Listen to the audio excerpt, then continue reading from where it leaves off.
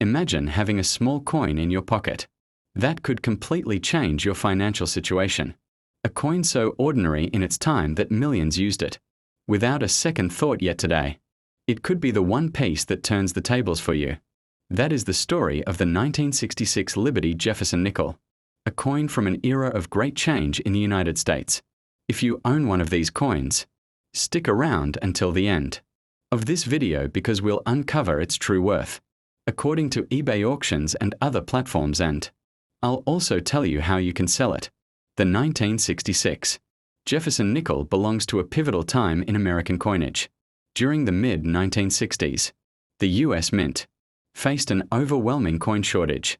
This was the result of both increased demand and public hoarding of coins, especially silver issues. In response, the U.S. Mint stopped putting mint marks on coins from 1965 through 1967 to discourage collectors from pulling them out of circulation. That means the 1966 nickel has no mint mark even though it was struck in multiple locations.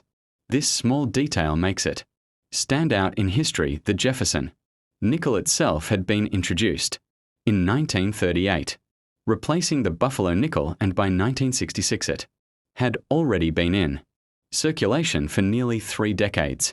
The obverse of the coin displays the profile of Thomas Jefferson, the third President of the United States, designed by Felix Schlag. The reverse features Jefferson's Virginia home, Monticello, with its classic neoclassical architecture. This design would remain largely unchanged for decades, making it a true American classic. The composition of the 1966 nickel was 75% copper and 25% nickel, a durable blend that made it practical for everyday use. Unlike dimes and quarters, which had recently lost their silver content in 1965, the nickel remained untouched by the changes in precious metal policy. This consistency gives it a place of stability during a time of economic transition, even though the coin itself is not rare in lower grades. The year 1966 is important because it fell right in the middle of the 3-year period when mint marks were deliberately omitted. Collectors often seek coins from this span to complete their sets, which makes high-grade examples more desirable. One of the reasons the 1966 nickel is significant is because it reflects the story of how coinage policy adapted during a crisis.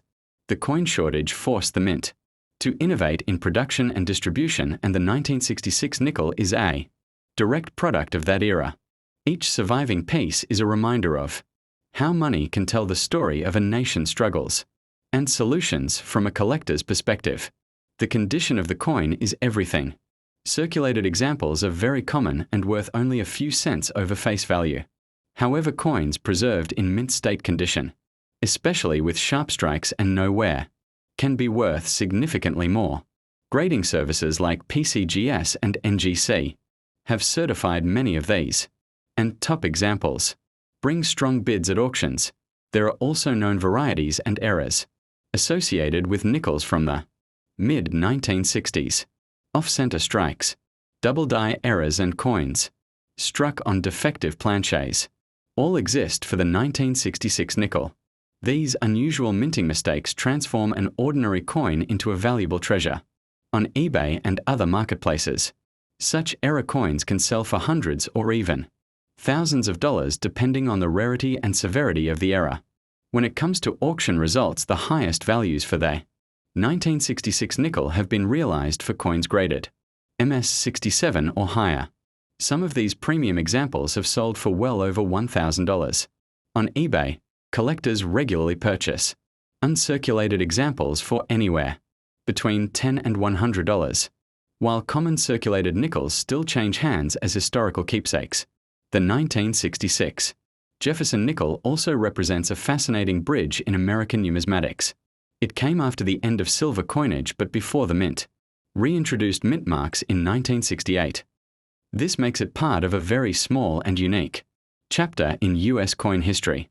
Collectors who specialize in Jefferson nickels know that finding a flawless 1966 example is a challenge. Weak strikes, marks from circulation, and planchette flaws are common issues. That is why high-grade survivors command premium prices. It is not just about rarity in numbers, but rarity in condition. Owning one of these coins in mint state can feel like holding a frozen moment of history. The smooth surfaces and crisp details take you back to a time when the US Mint was working overtime to keep coins in circulation during a turbulent period for many everyday Americans. The 1966 nickel was just spare change in their pocket, used for candy, gas, or bus fare. They could never have imagined that decades later, collectors would look at these same coins with admiration and even pay premium prices for the best examples. Now, let's talk about where you can actually find and sell these coins. Online platforms like eBay are filled with listings for 1966 nickels. Prices vary widely depending on condition, but this coin continues to attract buyers, both for nostalgia and for the challenge of collecting high-grade examples. Major auction houses also occasionally feature rare era varieties or top-graded specimens, and that is where the real bidding wars begin.